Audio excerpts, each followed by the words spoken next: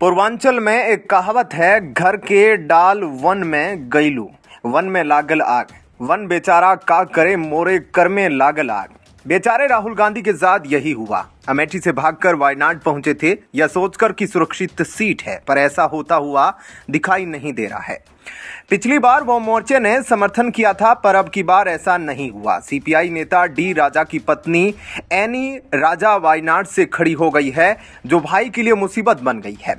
वहीं बीजेपी ने बुधवार को कांग्रेस नेता राहुल गांधी के खिलाफ उनकी शक्ति के खिलाफ लड़ाई वाली टिप्पणी और इलेक्ट्रॉनिक वोटिंग मशीनों पर टिप्पणियों को लेकर चुनाव आयोग में शिकायत दर्ज कराई।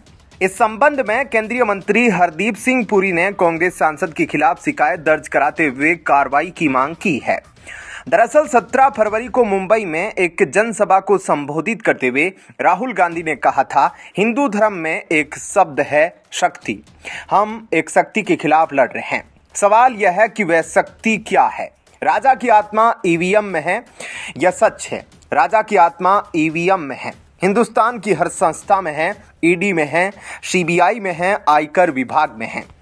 बुधवार को केंद्रीय मंत्री हरदीप सिंह पुरी नई दिल्ली में भारतीय चुनाव आयोग के कार्यालय पहुंचे और वायनाड सांसद के खिलाफ शिकायत दर्ज कराई और उनके खिलाफ कार्रवाई की मांग की।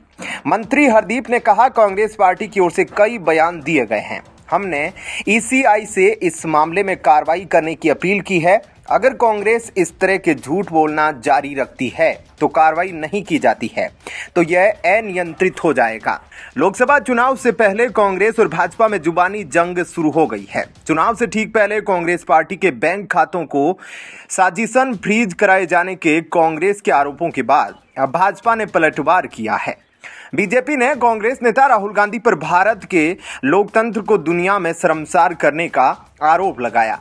आपको बता दें कि कांग्रेस ने आरोप लगाया कि जानबूझकर चुनाव से ठीक पहले हमारी पार्टी के बैंक खाते फ्रीज कर दिए गए, हमको पैसों के लिए मोहताज बना दिया गया। ऐसी स्थिति में हमारी पार्टी के सामने बड़ी समस्या खड़ी हो गई है।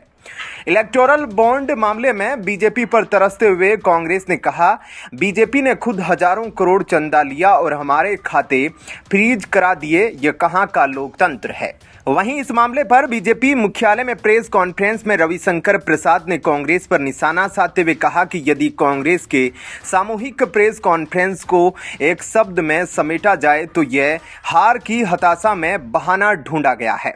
उन्होंने तंज कसते हुए कहा कि कांग्रेस पार्टी राजनीतिक रूप से सूख के कांटा हो गई है।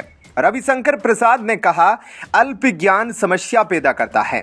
इनकम टैक्स का एक सेक्शन 13A है, जिसके मुताबिक राजनीतिक दल को इनकम टैक्स नहीं देना होता है, लेकिन इसके साथ ही राजनीतिक दल को अपना रिटर्न फाइल करना पड़ता है, तभी आप टैक्स छूट से बच सकते हैं। राहुल गांधी ने आज सफेद झूठ बोला है। आने वाले चुनाव में कांग्रेस की हार तय है। प्रसाद ने आगे कहा, मैं राहुल गांधी और सोनिया गांधी से पूछना चाहता हूं कि देश के लोग आपको वोट नहीं करते हैं तो उसमें बीजेपी क्या करे।